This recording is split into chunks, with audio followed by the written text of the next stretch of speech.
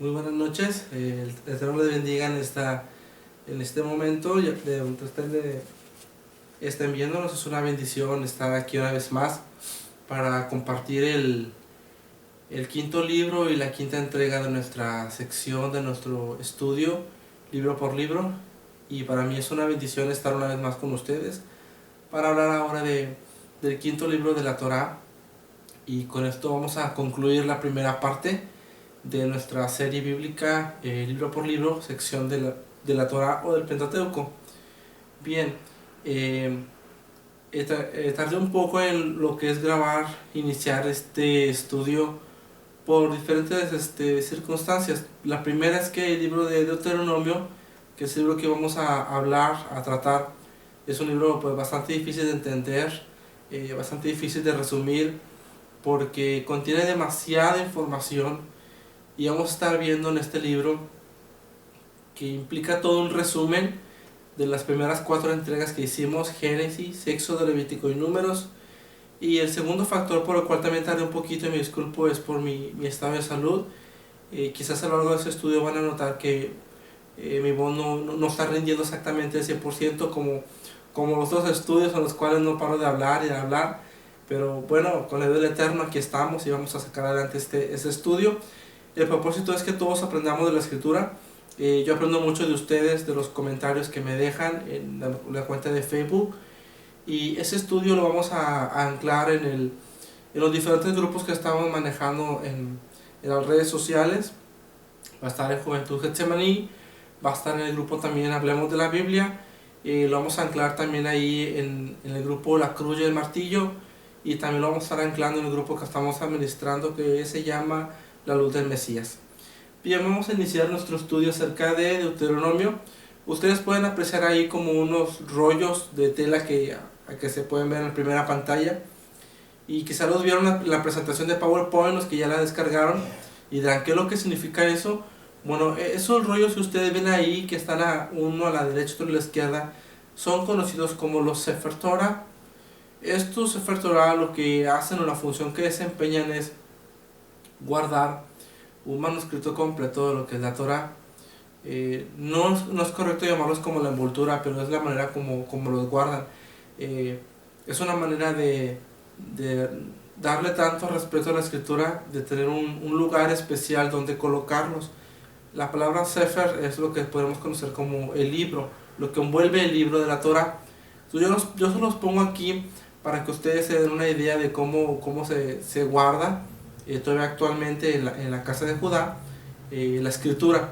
Es una manera, porque ellos no manejan la Biblia convencional como nosotros, como un libro de derecha a izquierda. Ellos lo utilizan todavía en rollos, y son rollos que salen completamente en el sentido opuesto como nosotros manejamos en el español las escrituras. Bien, vamos a iniciar nuestro estudio acerca del significado. Principalmente tenemos que saber que la forma hebrea para Deuteronomio es la raíz de Barim. Ya hemos hablado mucho de esto, de que en las escrituras originalmente el nombre del libro se relaciona con la primera expresión o con la primera frase del libro. Y la palabra hebrea empleada aquí en el original es Devarim, que significa palabras o las palabras. Ese es el título del quinto y último libro del Pentateuco o la Torá. La versión griega Septuaginta lo llamó Deuteronomio. Nos preguntamos por qué estamos aprendiendo raíces hebreas, por qué estamos aprendiendo conceptos en el hebreo, si en nuestras Biblias dice Génesis, Éxodo, Levítico, Números, y en nuestro caso ahora Deuteronomio. Bueno, porque los nombres que recibimos son los nombres de traducción cuando se llevó a cabo la versión Septuaginta. Yo los invito mucho a que investiguen acerca de esta versión que se desarrolló un siglo antes de la era común o antes de Cristo. Entonces, esos libros de Génesis, Éxodo, Levítico, Número, Deuteronomio son títulos implementados después de una Biblia que se tradujo desde el original hebreo al griego.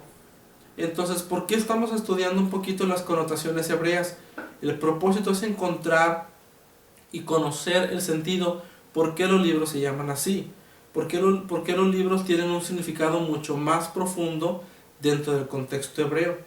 Quizás a una persona le preguntan, ¿qué significará Deuteronomio? Y no sepa decir. Pero sin embargo, si nos damos cuenta que Deuteronomio originalmente se pronuncia Devarim y que significa las palabras, pues entonces vamos a entender que se trata de las palabras que Dios habló a su pueblo. El significado de este término griego, o sea, el libro de Deuteronomio, es propiamente significativo o interpretado como segunda ley, aunque no debe observarse como tal aplicado a este libro.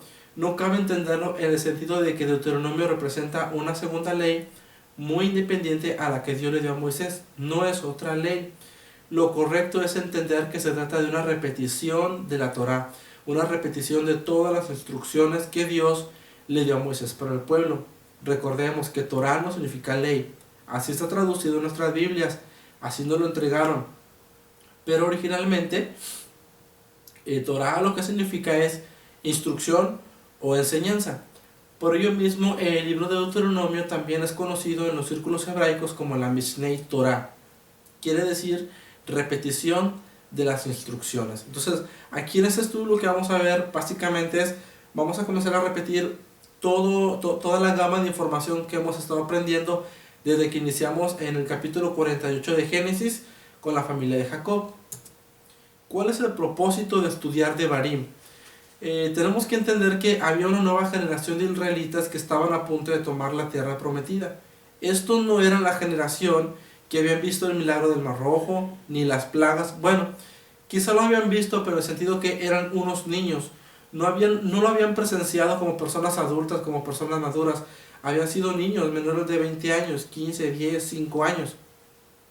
Pero estaban a punto esta generación de tomar la tierra prometida, y que ofrecía a la vez como muchas bendiciones, muchos peligros y muchas tentaciones, porque las personas que habían habitado esas regiones anteriormente habían sido naciones idólatras, habían sido naciones que pecaban contra el Eterno, y una de las advertencias principales que Dios le da a Israel es que cuando se introduzcan en la tierra prometida, no hagan y no actúen como las naciones que estaban allí, porque eso los haría desviarse de la voluntad del Señor, desviarse del diseño divino, y por causa traería tragedias al pueblo.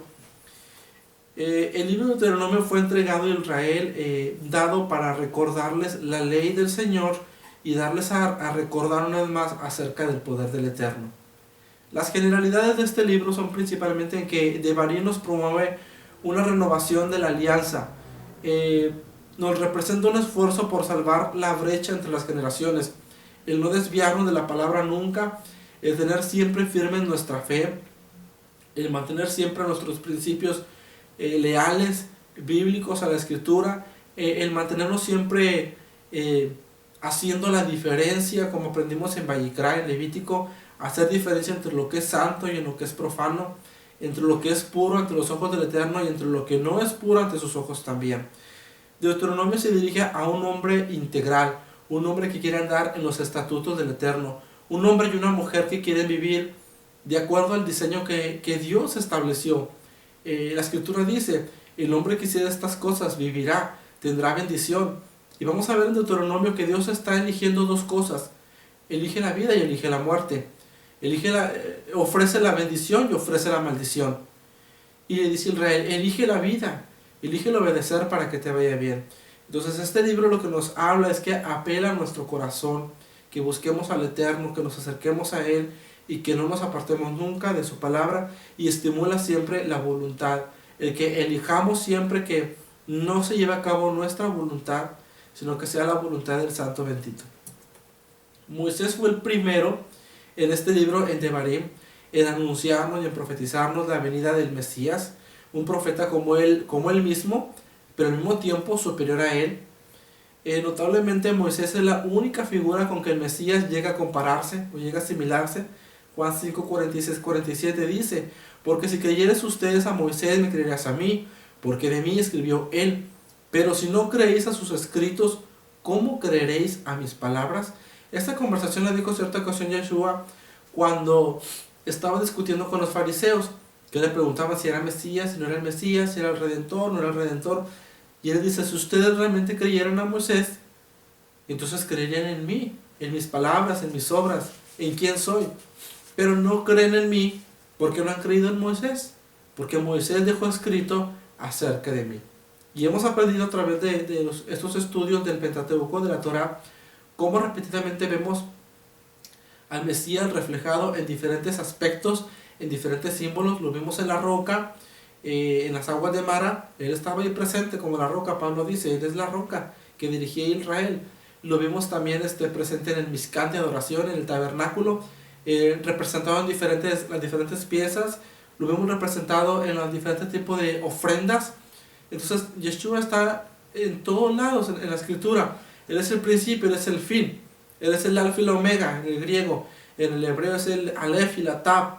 Él abarca todo. Entonces, por eso Él decía, si ustedes creyeran realmente en Moisés y en sus escritos, entonces creerían en mí, porque Moisés escribió de mí.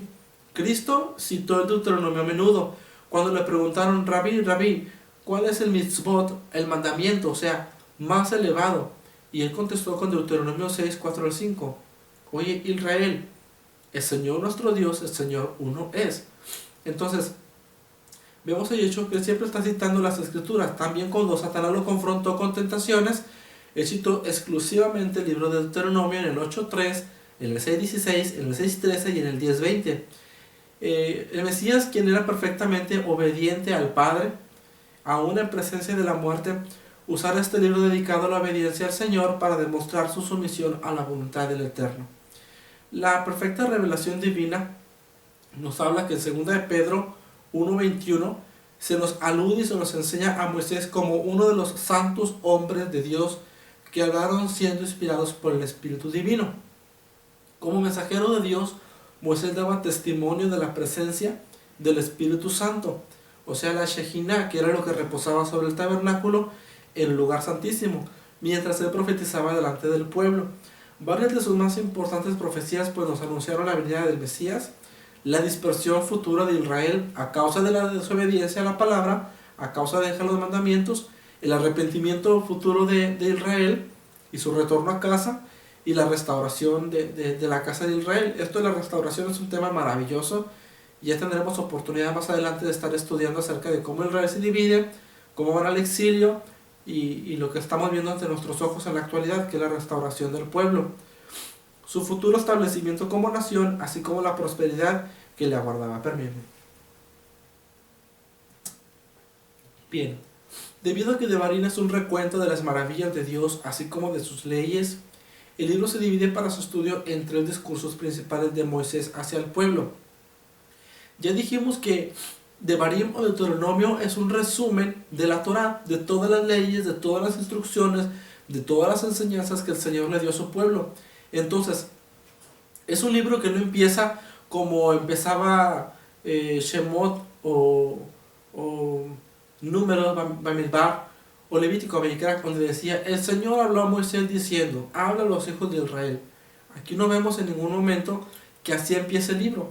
El libro empieza como con un prólogo y Moisés comienza a hablar y explicar, a recordar al pueblo las maravillas de Dios, cómo lo sacó de Egipto, todo lo que hizo por ellos a través del desierto, cómo lo libró.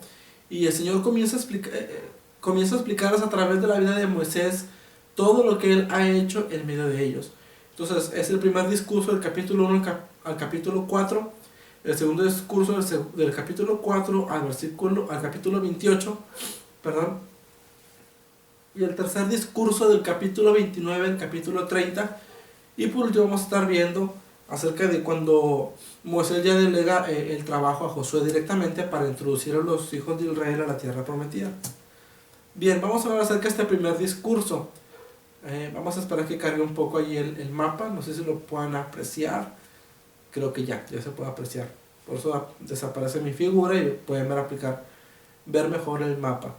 Bien, el primer discurso puede considerarse como el desenlace de la historia, porque Israel estaba a punto de tomar posesión de la tierra prometida, pero sin embargo podemos ver en los primeros versículos que Moisés dice que a los 40 años de haber salido de Egipto, Moisés comienza a hablar con el pueblo y les comienza a dar ciertas indicaciones. Y una de las indicaciones que Moisés les dice en el capítulo 1, si ustedes lo quieren leer en casa, es que les dice que desde el desierto de Sir, en la región de Horeb o del Sinaí, que es el mismo, hasta Cades Barnea, solamente son 11 estaciones, 11 puntos principales, 11 días. que ellos se iban a llevar desde el Sinaí hasta la tierra prometida, 11 días nada más. Pero debido a la rebelión del pueblo, debido al temor del pueblo, esos 11 días se convirtieron en 40 años. Por eso ustedes pueden ver esta línea verde, que es la línea tradicional, de la ruta tradicional por la cual podían haber llegado a tierra prometida, pero no era el diseño divino que se fueran por esa región. Sin embargo, el venir por acá abajo, tomar aquí la Torah, la ley, y luego subir directamente hacia el Negev, estas subidas solamente eran 11 días. Pero sin embargo, el temor del pueblo, pues ellos tuvieron que vagar en todo el desierto de Sin durante 40 años. Esto que ven con rojo aquí, les dice desierto de Parán, es la región donde aproximadamente se considera que el libro de Deuteronomio fue escrito. Dentro de esos aspectos es importante notar, a manera de resumen, que el Señor les habló directamente en Horeb. Horeb es el equivalente al monte Sinaí. Si ustedes escuchan de Horeb y de Sinaí, es el mismo, es exactamente el mismo lugar donde el Señor habló con ellos y la ley les fue entregada. En el 1.15, en el capítulo 1.15, acuérdense del consejo que Jetro o Reuel le dio a Moisés, el suegro de Moisés, que le dijo: ese trabajo es muy difícil para ti, reparte el trabajo. Fue repartido el trabajo entre jueces. Entonces aquí miramos que Moisés les está recordando al pueblo: recuerden cuando tuve que delegar el trabajo a los jueces, porque el pueblo era grande y había muchas situaciones que tratar. Ellos salieron de Horeb y enviaron 2 espías a Cades Barnea, y esos espías pues trajeron un informe nada alentador para el pueblo, y el pueblo creyó ese mal informe. Y acuérdense que el resultado fue que tuvieron que ser nómadas durante el desierto, donde por cierto habitaron 38 años en Cades Barnea, y fue ahí donde murió prácticamente la primera generación. Recordemos que fue en Cades Barnea donde fue sepultada María, o Miriam, según la traducción del arameo. Ella fue sepultada allí, quien era la hermana de Moisés. Recordemos también en el capítulo 2.26, cuando derrotaron a Seón, en el capítulo 3, cuando derrotaron a Og, y en el capítulo 3, versos 12 al 22, cuando tomó posesión Rubén, Gad y la mitad de la tribu de Manasés en esas regiones, las regiones del oriente, porque eran regiones muy buenas y muy fructíferas de pasto, de hierbas. Ellos tenían pues mucho ganado, y le pidieron a Moisés la posesión de esa tierra, dejando a las esposas y a los hijos, pero ellos como varones irían a la guerra, a seguir ayudando a sus hermanos a conquistar el resto de la tierra prometida. Y en el capítulo 3.23 pues vemos que a Moisés se le niega la entrada a la tierra prometida debido al haber golpeado la peña en lugar de haberle hablado directamente. El Deuteronomio o Devarim nos habla una exhortación acerca de la fidelidad. Dice: mas vosotros que seguisteis a Yahweh vuestro Dios, todos estáis vivos hoy. Mirad, yo os he enseñado estatutos y decretos, como Yahweh mi Dios me mandó, para que hagáis así en medio de la tierra en la cual entráis para tomar posesión de ella. Guardadlos pues y ponedlos por obra, porque esta es vuestra sabiduría, esta es vuestra inteligencia, dice el Señor, ante los ojos de los pueblos, los cuales oirán todos estos estatutos y dirán: ciertamente pueblo sabio y entendido, nación grande es esta. Qué maravilloso que nosotros destacáramos como nación grande, como pueblo entendido, como pueblo sabio, y nos pusiéramos a ser más obedientes a la palabra del Señor. Y luego dice: porque ¿qué nación grande hay que tenga dioses tan cercanos a ellos como lo está Yahweh tu Dios en todo cuanto le pedimos? ¿Y qué nación grande hay que tenga estatutos y juicios justos como es toda esta ley que yo pongo hoy delante de vosotros? Entonces aquí miramos en esos versículos que acabamos de citar, que el Señor está diciéndoles que lo que Él les está entregando, que lo que Dios está poniendo en las manos del pueblo, va más allá de unos estándares de reglamentos, va más allá de unos estándares de leyes civiles, religiosas, ceremoniales, morales.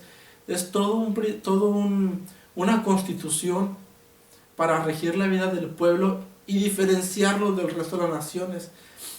El propósito y el diseño original es que ellos fueran un real sacerdocio, una nación santa, gente dedicada y gente consagrada para Dios. Por lo mismo el Señor les dio ciertas advertencias, como en Deuteronomio 4.9: nunca te olvides de la ley y transmite la generación a generación. Y cuando estemos estudiando el libro de Josué, vamos a ver que cuando Dios lo llama para el ministerio, le dice lo mismo: Nunca se aparte de tu boca este libro de la ley, sino que de día y de noche has de meditar en él, para que guardes y hagas conforme a todo lo que en él está escrito. Pues entonces, y fíjense la expresión, pues solo entonces harás prosperar tu camino y todo te saldrá bien. A veces decimos, ¿por qué no nos salen bien las cosas? ¿Por qué no tenemos el éxito deseado? ¿Por qué no tenemos bendición? ¿Por qué nuestra vida espiritual no va en crecimiento? Porque sencillamente no estamos deleitándonos en la palabra del Señor. No nos estamos deleitando en la ley del Eterno. No estamos haciendo lo mismo que hacer el salmista, decir, tu ley está en mi corazón. Ella es mi delicia de día y de noche. Bien, otra advertencia encontramos en el 4.13, es la entrega de los 10 mandamientos. Ya los estudiamos, no vamos a volverlos a repetir. Yo creo que ustedes ya los han de haber memorizado bastante. Luego vemos los demás juicios y estatutos, el resto de leyes que estuvimos aprendiendo en Levítico. Luego vemos especialmente en Deuteronomio una advertencia muy constante, muy seguida de parte del Señor acerca de la idolatría. Dios condena tanto la idolatría que en el libro de Deuteronomio vemos repetidamente que Él habla en contra de la idolatría. Él se expresa completamente en contra de que adoremos dioses, de que nos postremos y que nos arrodillemos ante imágenes, a venerar esculturas hechas manos de hombre. Y déjeme decirle aquí que idolatría no es exactamente el inclinarse ante una imagen. Esa es una manera, pero a veces la idolatría la cometemos en que hacemos que otras cosas seculares de nuestra existencia tomen el primer lugar en nuestro corazón. Cuando permitimos que el trabajo sea lo primero en nuestras vidas, cometemos idolatría. Cuando los deportes ocupan el primer lugar en nuestro corazón, estamos en idolatría. El Eterno tiene que ser lo único, lo primero, lo más elevado, lo más exaltado en nuestras vidas, para que nunca nos desviemos. Y por eso mismo, el Señor les dijo, si ustedes se van tras la idolatría, yo los voy a dispersar. Si se desvían, los enviaré a tierras lejanas, lugares que no conocieron, y entonces sí van a adorar a dioses cuyos nombres nunca han conocido. Y la Escritura dice, y Yahweh os esparcirá entre los pueblos, y quedaréis pocos en número entre las naciones a las cuales os llevará Yahweh. Y serviréis allá dioses hechos de manos de hombres de madera, de piedra, que no ven, que no oyen, que no comen, que no huelen.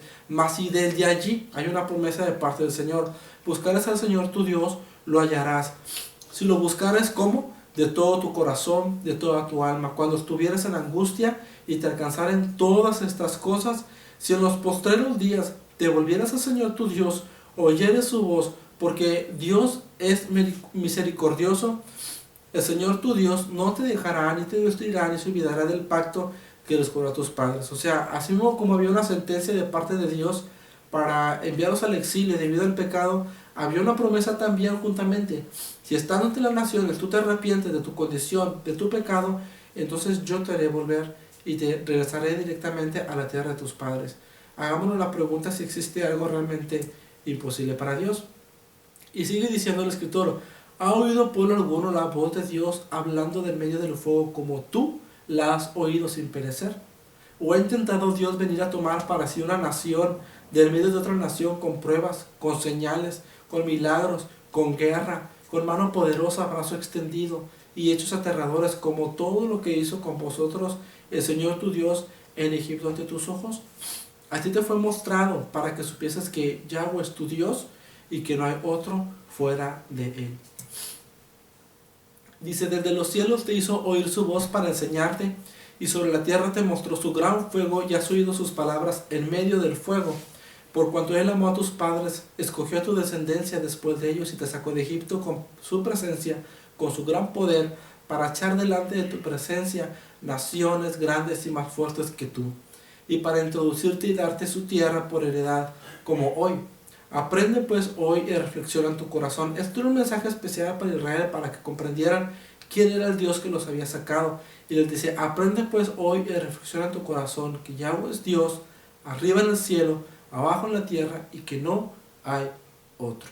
Qué importante era para ellos que comprendieran que solamente como el Dios de Israel no había otro, porque el Señor sabía que ellos tarde que temprano iban a tener esa tendencia, esa naturaleza a irse tras la idolatría, a irse tras el pecado. Y les sigue diciendo, guarda sus estatutos, sus mandamientos, los cuales yo te mando hoy, para que te vaya bien a ti, a tus hijos después de ti, para que prolongues tus días sobre la tierra que el Señor tu Dios te da para siempre. Y bien, de esta manera es como termina el primer discurso que Moisés le entrega directamente a Israel. Ya vimos que Deuteronomio se va a repartir en 3 discursos. El primero se trataba acerca de advertencias, que tuvieran cuidado, que prestaran atención a la palabra del Señor, que sus oídos y sus ojos nunca se desviaran a ver cómo eran las naciones.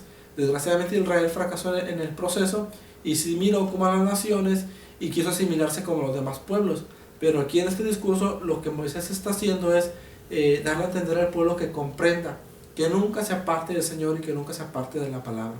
El segundo discurso de Deuteronomio, que inicia en el capítulo 4, verso 44, es conocido también como la Mishneh Torah, que ya vimos y ya expliqué qué significa la repetición de las instrucciones, porque en este segundo discurso que vamos a estar analizando, vamos a ver que es exclusivamente una repetición de lo que ya hemos estado estudiando en Números y en Levítico.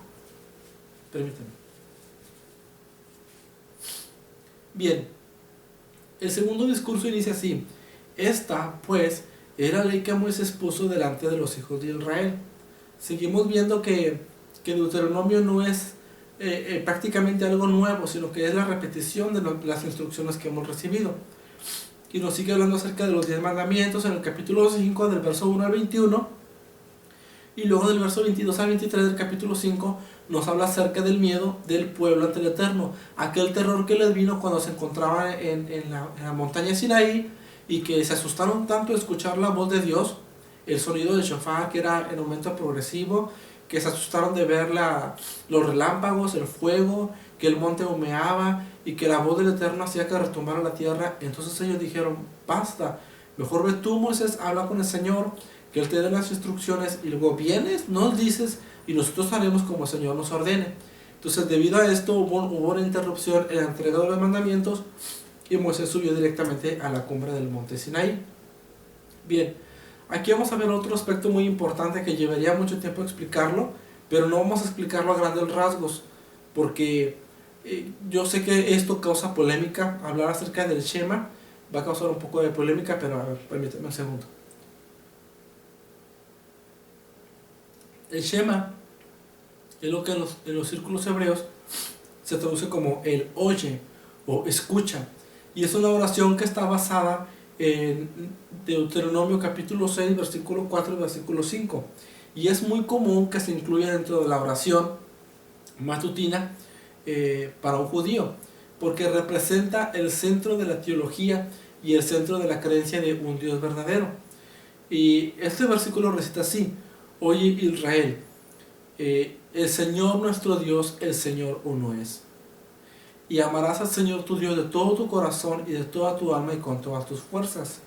Esta es la tradición convencional que podemos encontrar en la NBI, Reina Valera 1909, y entre otras. Biblia de las Américas también creo que así aparece, Nueva Traducción Viviente y la Dios habla hoy. Si nosotros, ustedes tienen a la mano una versión Peshitta, que es una versión traspuesta desde el arameo, diría: oye Israel, Yahweh nuestro Dios, Yahweh uno es. Entonces yo aquí lo que estoy poniendo es subdividiendo las frases para que ustedes comprendan cómo cada palabra se va traduciendo al hebreo, y la que más me interesa que ustedes comprendan es la última expresión, la que dice uno es. Por eso también abajo coloco un cuadro de celeste donde viene toda la porción, ¿cómo se llama?, en hebreo, y ustedes lo pueden leer desde aquí. Bien, principalmente vamos a ver que la pronunciación o la fonética en hebreo sería Shema Israel, Yahweh Eloheinu, Yahweh Echad. Esto lo que quiere decir es directamente lo que está arriba: oye Israel, el Señor nuestro Dios uno es. Aquí en la escritura en hebreo, lo primero que encontramos es una letra Shin para empezar la expresión Shema. Shema es toda esta expresión. Israel, Yahweh, aquí encontramos el tetragramatón. Ya estudiamos de tetragramatón en Shemot, cuando vimos acerca del nombre divino, cuando el Señor se le revela a Moisés. Aquí encontramos las 4 letras consonantes que formulan el nombre divino, que es una Yod, es una Heit, una Wab o Bab y una Hei nuevamente, que si la deletreamos diría Yud, Hei, Bab, Hei. Si lo pasamos en español es Y, H, W, H. Y si le damos la fonética correcta, vamos a ver que no coincide con el título convencional de Reina Valera Jehová, sino que coincide y la forma correcta de traducirlo es Yahweh. Bien, y luego dice, aquí en estas letras que aquí vemos que dice Eloheinu. Eloheinu quiere decir Dios nuestro, o nuestro Dios. Es la expresión del nombre divino, pero aplicándolo a nosotros, o sea, nuestro Elohim, nuestro Dios. Y nuevamente encontramos el tetragramaton otra vez, Yud Hei Vav Hei, Yahweh, que quiere decir Shema Israel, el Señor, nuestro Dios, el Señor, uno es. Y uno es, yo se los coloco con un círculo rojo aquí como lo tienen, que es la expresión Echad. En inglés lo pronuncian como Echad, algunos, o Ahad. Yo lo conozco más por la fonética de Echad. Y aquí vienen las tres letras que componen la expresión Echad. Ahora, ¿por qué les pongo yo acerca de Echad? ¿Por qué se los encierro aquí? ¿Por qué se los pongo acá? ¿Y por qué les pongo yo la transliteración directa hacia el hebreo? El propósito es que ustedes entiendan de que, permítanme, el judaísmo moderno, rabínico, enseña de que el Eterno es uno. Indudablemente Dios es uno. No hay otro fuera de Él. El punto es que el judaísmo rabínico de ahora enseña que en Dios es imposible que habite pluralidad compuesta, que haya más de uno en la divinidad. Eso es lo que enseña. Pero sin embargo, al estudiar nosotros más profundamente la expresión, la raíz hebraica de lo que significa uno es, o sea, Echad, y aquí donde lo tenemos en Echad, y aquí donde tenemos la expresión también, nos podemos dar cuenta que el término uno en el hebreo se puede pronunciar de dos maneras, ya sea Echad o Yachid. Echad significa unidad compuesta, unidad formada por, y Yachid quiere decir unidad absoluta, o sea, una sola esencia, un solo ser. Entonces, el judaísmo actual enseña que Dios, el Señor, es un Yachid, o sea, una unidad absoluta, solamente el Padre y nada más. Pero lo que realmente el texto de Deuteronomio 6, 4, 5 está enseñando es que el Eterno es una unidad compuesta o una alianza, diversas manifestaciones del nombre divino. O sea que cuando hablamos del Eterno de Israel, de Yahweh, no estamos hablando de uno solo, sino de varias manifestaciones. Ahora, yo no estoy entrando aquí y no quiero entrar en polémicas, por eso me reservo mucho a hablar de este tema. No estoy hablando acerca de una triunidad.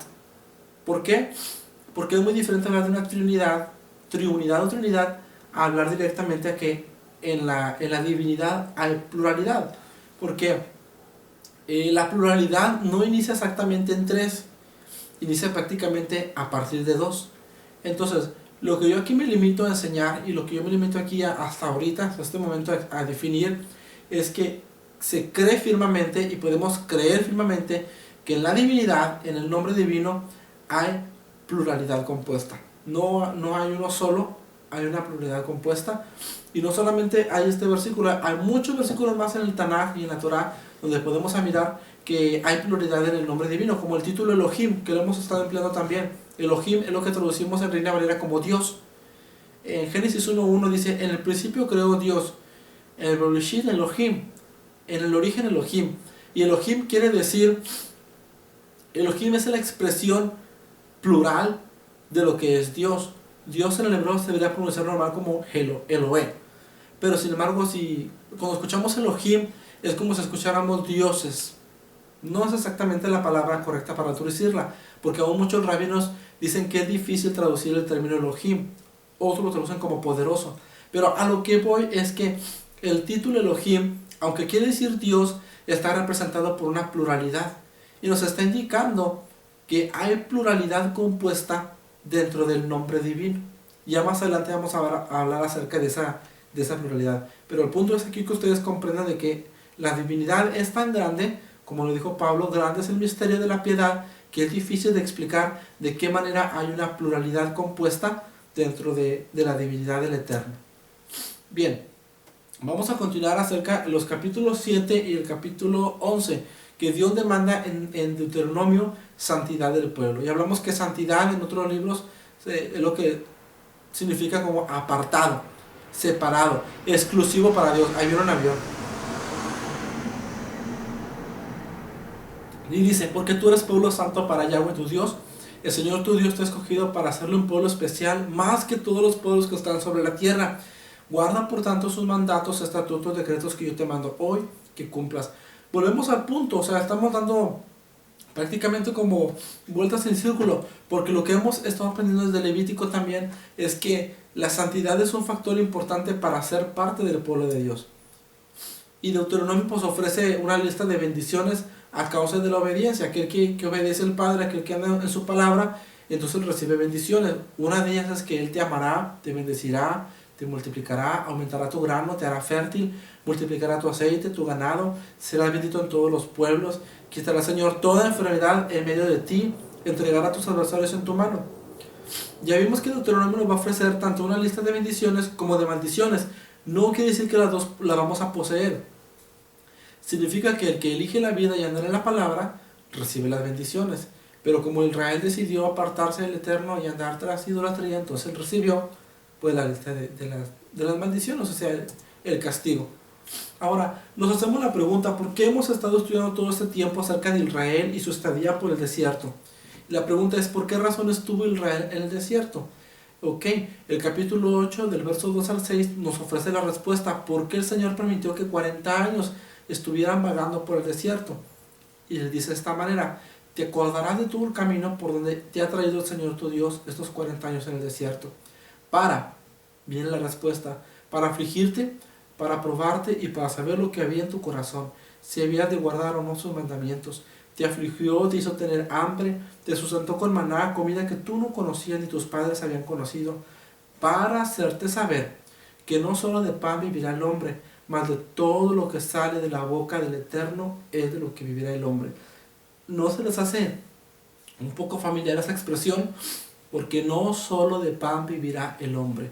¿En qué parte del Nuevo Testamento podemos encontrar esta expresión? Cuando Satanás tentó al maestro y le dijo, dile a estas piedras que se conviertan en pan, que al cabo está escrito que Él estará contigo. Y el Señor le responde, no solo de pan vivirá el hombre, sino de toda palabra que sale de la boca del Señor, el hombre puede vivir. Lo que estaba haciendo Jesucristo es utilizando el Deuteronomio, la palabra del Señor, para vencer al adversario. Si nosotros queremos vencer al adversario en nuestras vidas, tenemos que conocer la palabra y tenemos que aplicarla en el momento preciso. Cuando llega el desánimo, cuando llega la aflicción, cuando llega la prueba, es la palabra la que nos puede dar sustento. Pero si nosotros no la leemos, no la escudriñamos, no nos apasionamos y no la buscamos, como dicen los proverbios, si no buscamos la sabiduría, como buscamos los intereses personales, entonces ¿cómo esperamos nosotros tener victorias en medio de las tribulaciones?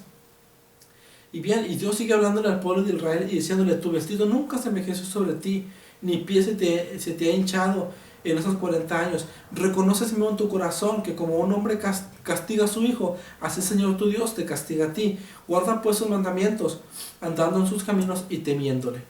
Qué importante es que entendamos ese aspecto de temer a Dios. Y hasta Jesucristo nos lo dijo también en unos momentos antes de irse, si me amáis, guardad mis mandamientos. ¿Qué exige Dios de su pueblo? Bueno, lo principalmente que Dios siempre está exigiendo de su pueblo es lo que dijo en Levítico 19, y luego Pedro nos lo reafirma en su carta diciendo, sed santos porque yo soy santo. Porque una de las cualidades más elevadas del Todopoderoso es la santidad, y es exactamente lo que Él está demandando de tu pueblo. Pero bien, dice ahora pues Israel, que pide el Señor tu Dios de ti, sino que temas al Señor tu Dios, que andes en sus caminos, que lo ames, que sirvas a Yahweh tu Dios con todo tu corazón y con toda tu alma, que guardas sus preceptos, sus estatutos que yo te prescribo hoy, para que tengas prosperidad. Bien, vamos a seguir avanzando, y en este mismo estudio vamos viendo que Dios les habla acerca de la tierra prometida como un lugar maravilloso, y les da a entender que todo el tiempo que estuvieron en el desierto, esos 40 años, son para probar el corazón de ellos, para saber si iban a andar en su palabra o no iban a andar en su palabra.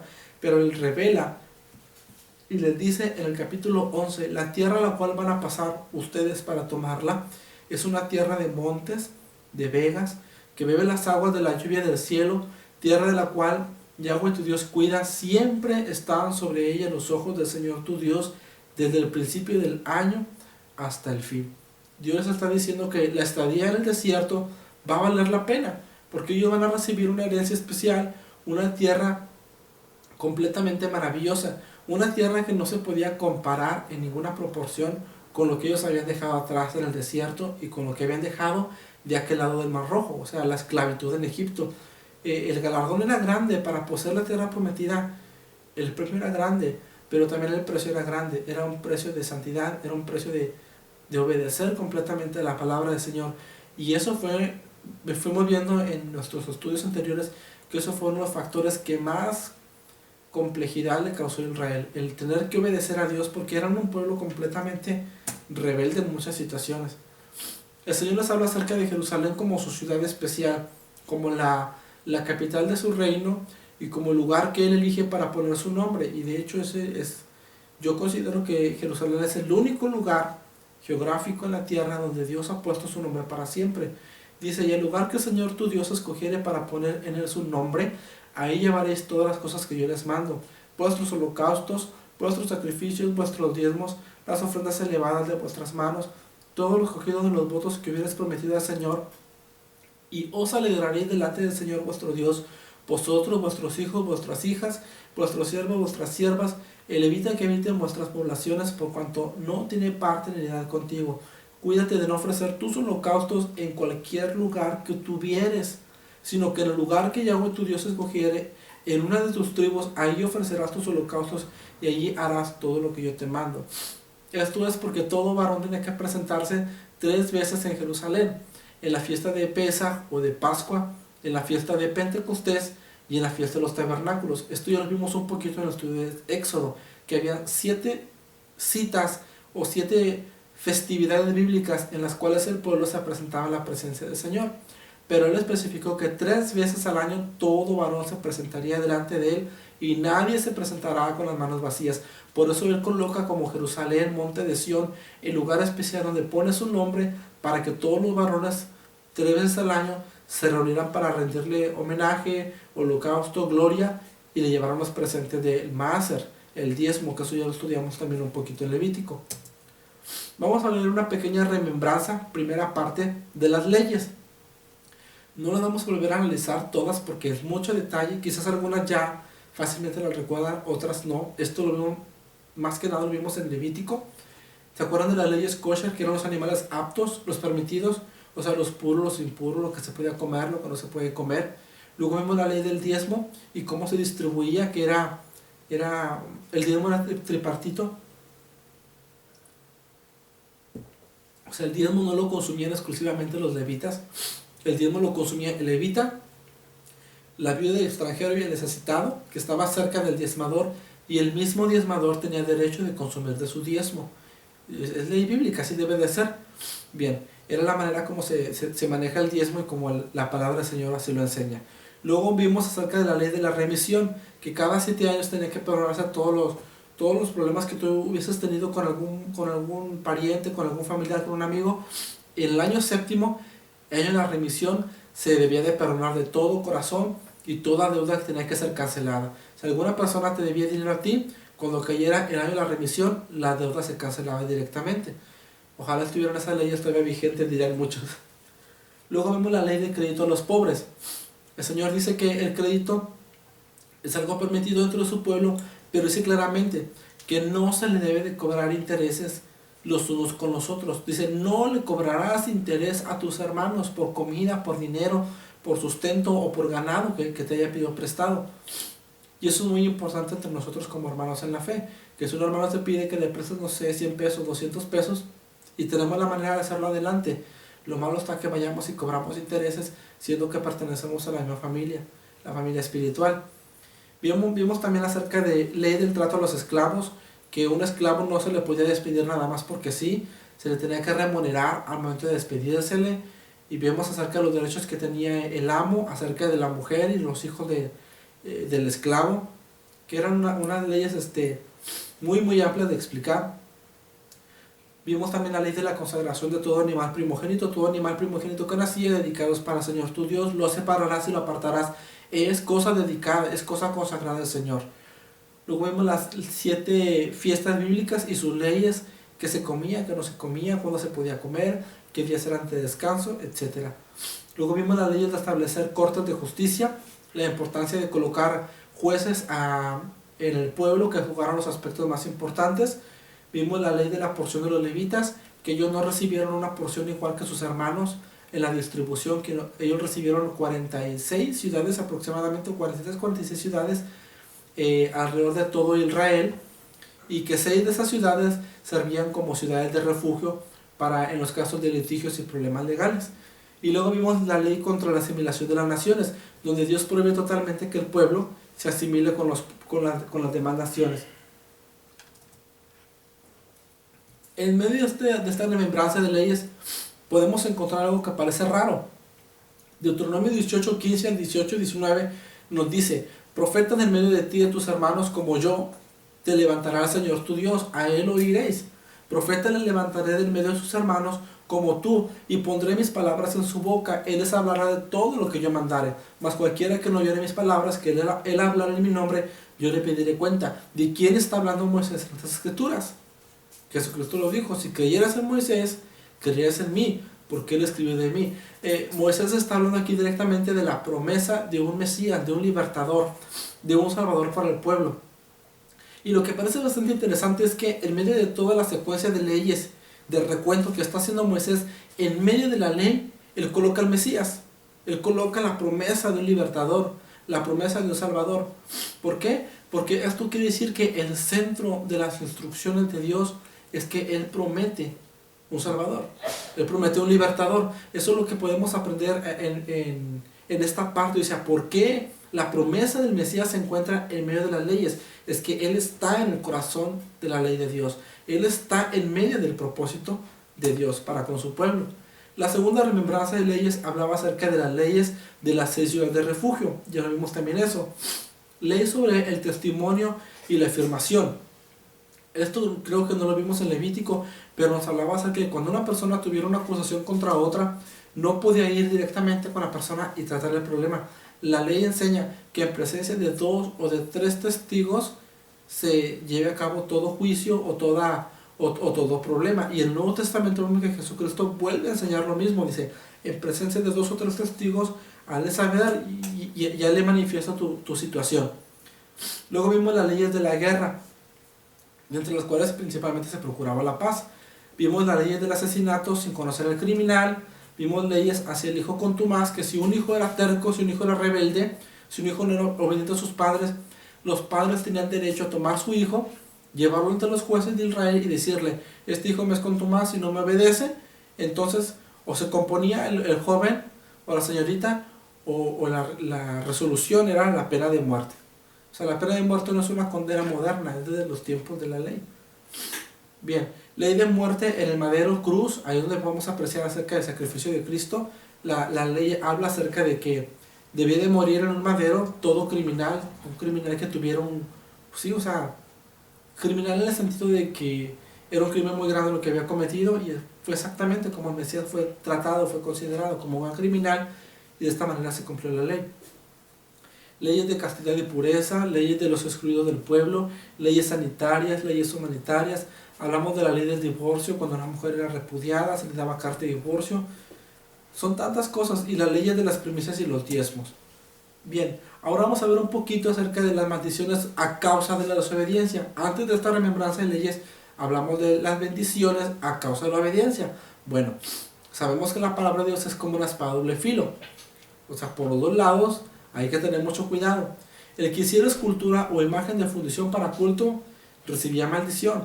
El que deshonrara a su padre o a su madre, el que redujera el límite de su prójimo, el que hiciera errar al ciego en su camino, el que pervirtiera el derecho del extranjero, huérfano o viuda, el que se acostara con la mujer de su padre, el que se ayuntare con cualquier bestia, el que se acostare con su hermana o familiar, el que hiere a su prójimo, el que recibiere el soborno, cuidado con el soborno, el que no confirme las palabras de la santa ley. Esas eran causas por las cuales había de ser la persona maldecida y excluida. Nuevamente, unas bendiciones por la obediencia es: bendito serás en tu ciudad y en el campo. El Señor te exaltará sobre las demás naciones si obedeces a la palabra. Si lo obedeces, bendito será el fruto de tu vientre, el fruto de tu tierra y de tus bestias. Bendita será tu canasta y tu arteza de amasar. Bendito serás tú en tu entrada y bendito en tu salida. Yahweh derrotará a tus adversarios. Bendito será todo lo que viniera a tu mano. El Señor te hará sobreabundar en bienes. El cielo te dará la lluvia a su debido tiempo. Te pondrá el Señor por cabeza y no por cola. Estarás siempre por encima al obedecer al Eterno. Esto es lo que más nos conviene a nosotros. Obedecer. Obedecer la palabra del Señor para poder recibir estas bendiciones que Él ha prometido para nuestras vidas.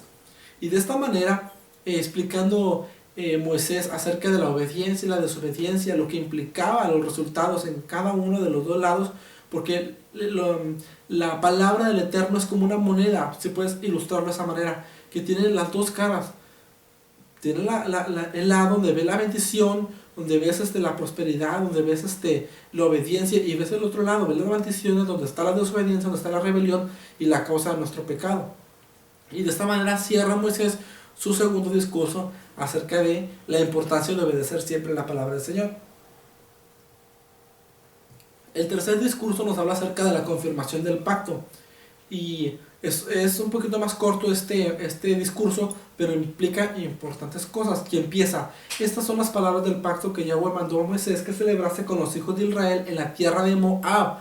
Ya no es en Horeb, en Sinaí, están en Moab, en lo que les puse en el mapa, cerca de la región de Parán.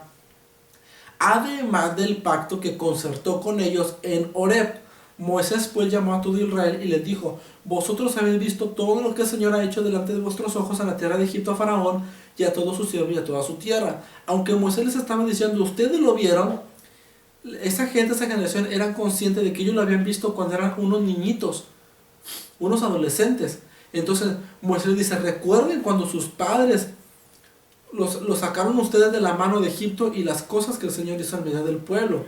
Es una confirmación más y confirmando. No es que sea un pacto completamente diferente, porque vemos que las condiciones siempre son la obediencia, la desobediencia, la bendición, la maldición. Es solamente una confirmación. ¿Por qué? Porque es una nueva generación. Ya no es la generación que salió de Egipto, es la generación nueva que se levantó en el desierto y que le iba a tocar entrar a la tierra prometida. Nos hacemos la pregunta: ¿con quién es el Eterno establece su pacto? Es que mucha gente dice: es que esos pactos eran para el pasado, eran exclusivamente para Israel. Ningún pacto abroga el otro. Cuando estudiamos la escritura vamos dándonos cuenta que un nuevo pacto que va llegando simplemente viene a confirmar el anterior y lo viene a respaldar, lo viene respaldando. Y dice la escritura: y no solamente con vosotros hago yo este pacto y este juramento, sino los que están aquí presentes hoy con nosotros delante del Señor nuestro Dios, y con los que no están aquí hoy con nosotros. O sea, con los que no estaban presentes en el momento cuando Moisés estaba hablando, también con ellos era el pacto, también con ellos era la alianza. O sea, con nosotros, porque nosotros no estábamos presentes en ese momento. Y dice: y con los que no están aquí hoy con nosotros. O sea, que nosotros estamos dentro de la alianza, dentro del pacto. Fuimos incluidos dentro de ellos, porque a manera profética habíamos de escuchar la palabra, habíamos de escuchar la verdad, y volveríamos como ovejas perdidas, volveríamos al redil y volveríamos a estar en obediencia a la palabra del Señor. Bien, y a causa de lo mismo, del pacto que el Señor hizo, le dijo claramente que si ellos no obedecían, vendría dispersión, fruto de su desobediencia. Mas aún todas las naciones dirán: ¿por qué hizo esto el Señor a esta tierra? ¿Qué significa el ardor de esta gran ira? Y responderán: por cuanto dejaron el pacto del Señor su Dios, el Dios de sus padres, que Él concertó con ellos cuando los sacó de la tierra de Egipto, y fueron y sirvieron a dioses ajenos, y se inclinaron a ellos, dioses que no conocían y que ninguna cosa les había dado. Y luego dice: y Yahweh los desarraigó de su tierra con ira, con furor y con grande indignación, y los arrojó a otra tierra, como hoy se ve. Ese sería el resultado de la desobediencia. Eso fue exactamente lo que ocurrió con Israel. Y como ya dije, en otros estudios estaremos viendo cómo fue que esto aconteció, pero de que sucedió, pasó. La prueba es que hoy la casa de Judá y la casa de Israel se encuentran dispersas por el mundo, y ya muchos están regresando actualmente a su tierra, pero ese fue el resultado de desobedecer a la palabra del Señor. Y Dios establece juntamente con un castigo una solución y una futura restauración.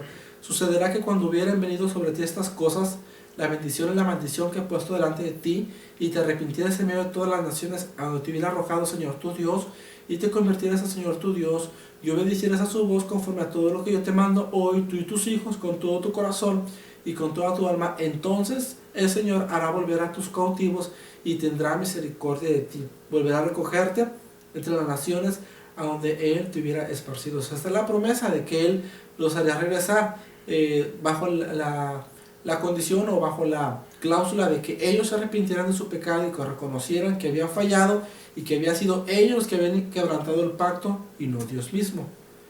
Ahora nos hacemos la pregunta nosotros, como personas que estamos aprendiendo de la palabra y que estamos retornando nuestras raíces bíblicas.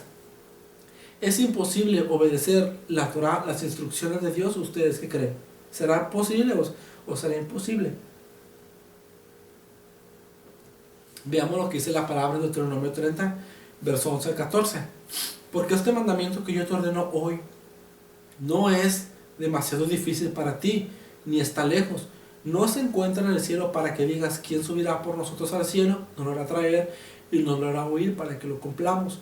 No está al otro lado del mar para que digas quién pasará por nosotros el mar para que nos los traiga, nos los haga escuchar a fin de que lo cumplamos.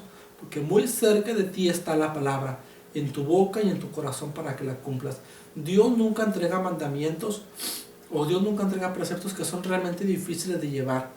La palabra del Señor es sencilla de llevar si la llevamos a cabo desde la guianza y la dirección del Espíritu Santo. Para muchas personas puede ser muy difícil la obediencia. Claro que resulta muy difícil, pero cuando tratamos de hacerlo con nuestros propios impulsos, con nuestra propia carne o con nuestra propia naturaleza. Ustedes pueden comparar Romanos 18, ahí Pablo una vez más nos dice, cerca de ti está la palabra, está en tu boca y en tu corazón para que lo obedezcas. Y al ver 1 Juan 5:3 dice, en eso sabemos que hemos amado a Dios, en que guardamos sus mandamientos y sabemos que sus mandamientos no son gravosos. ¿Qué quiere decir gravosos?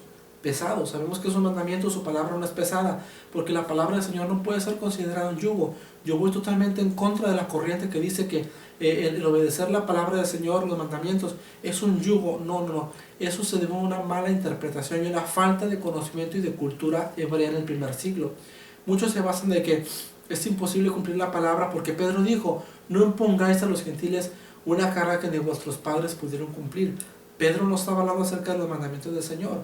Pedro estaba hablando acerca de las halajas, que quieren decir las interpretaciones rabínicas, los excesos que los rabinos habían colocado sobre los mandamientos, los pesos adheridos que habían colocado sobre la ley. No es que el mandamiento sea difícil, sino que en el primer siglo los rabinos habían agregado tanto peso a los mandamientos, tantas dificultades, tantas imposibilidades, que la gente ya no podía, porque valía más lo que decían los rabinos que el mandamiento, que era tan sencillo. Jesucristo dijo, ustedes por vuestra tradición invalidáis el mandamiento de Dios, porque la tradición rabínica había llegado a tal grado que la gente obedecía más la tradición rabínica que el mandamiento. Cuando Pedro dice que no impongan cargas a los gentiles, está diciendo no le impongan la tradición rabínica a los gentiles. No quiere decir que el gentil que se acerca al Mesías no tenga derecho y no tenga participación en la obediencia a los preceptos divinos. Eso es muy importante aclarar y también son cosas que se requieren estudiar con más profundidad.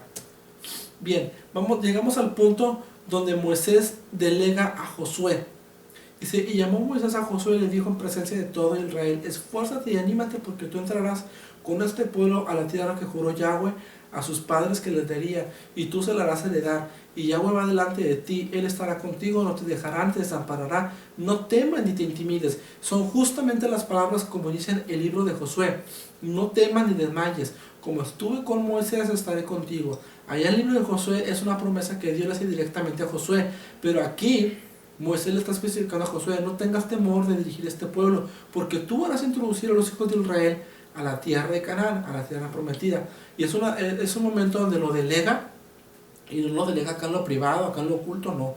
Lo delega delante de todo el pueblo para que todos vean que Josué es el siguiente que habría de dirigir al pueblo del Eterno. Y ya vimos no recuerdo si fue en Números o fue en Shemot, en Éxodo, donde vimos que lo que Josué significa es el Señor salva, el Eterno salva, porque Josué representaba la salvación para el pueblo, porque Él lo sacaría de las condiciones drásticas del desierto, que es seco, arenoso, caluroso, a una condición paradisíaca y hermosa, que es la tierra prometida. Entonces, Josué es un prototipo de Mesías, es una figura del Mesías, porque en Josué vemos una tipología de lo que haría exactamente el Mesías. Sacarnos de una condición difícil, de una condición perdida y extraviada, y traernos a la tierra prometida, traernos a la bendición, traernos a la obediencia de la palabra.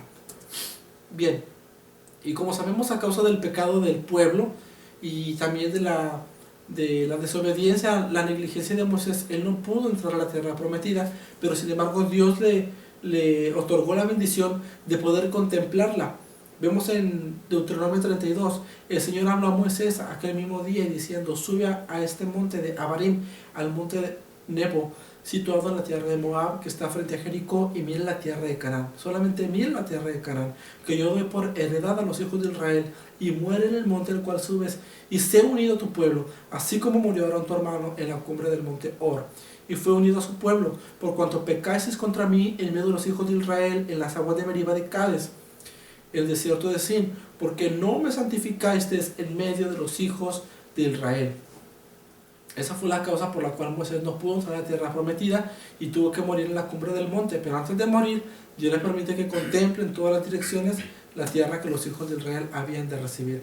Y le dijo: Señor, esta es la tierra de que juré a Abraham, Isaac y Jacob, diciendo: a tu descendencia se la daré, y te he permitido verla con tus ojos, mas no pasarás para allá. Murió Moisés allí, siervo del Señor, en la tierra de Moab, conforme al dicho de Yahweh. Y lo enterró en el valle, en la tierra de Moab, enfrente de Bet-peor, y ninguno conoce el lugar de su sepultura hasta hoy. Era Moisés de edad de 120 años, 120 años de vida, cuando él murió. Sus ojos nunca se oscurecieron y jamás perdió su vigor. Un varón conforme al corazón del Padre, un hombre que se dispuso y que entregó su vida entera para que el Señor llevara a cabo su propósito.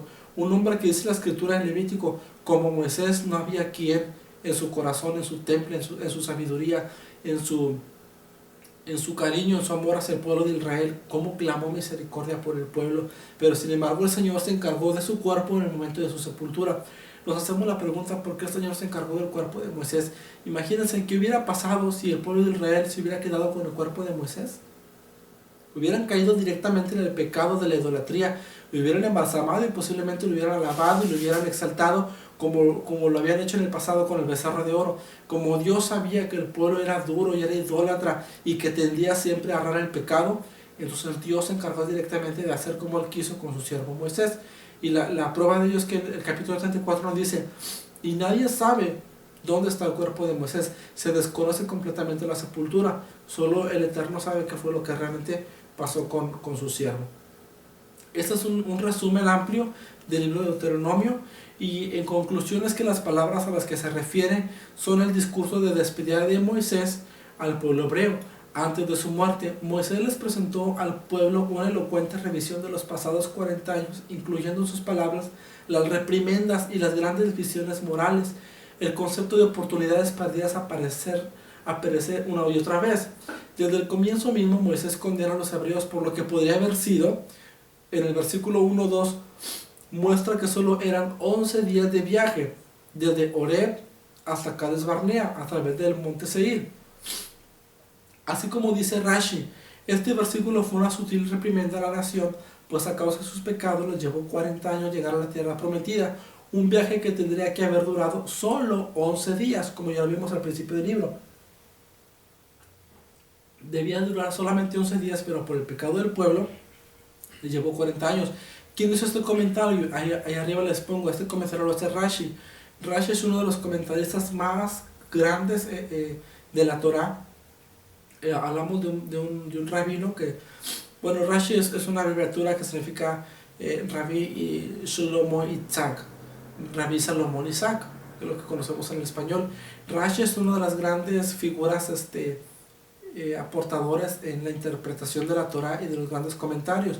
Hasta hoy, en el día de reposo, cuando se lee la porción de la escritura, que se le conoce como la parashat, la sección de la escritura, se lee la parashat y se lee juntamente el comentario o la expresión de Rashi, lo que él opina acerca de la escritura. Entonces es una persona con un gran prestigio en el estudio de las escrituras. Si ustedes tienen una oportunidad, lean acerca de Rashi y van a ver que van a poder aprender bastante del Pentateuco. Hay mucho que aprender acerca de él. Bien, volviendo, Devarim vuelve a repetir todas las instrucciones dadas en Shemot, Éxodo, Vaikra, Levítico y Bamidbar, Números. Esto con el propósito de que la nueva generación jamás olvide el nombre de su Dios, las leyes que le distinguirían como un pueblo santo y diferente a los demás. Bien, aquí podemos aprender que Deuteronomio nos está trayendo toda una remembranza.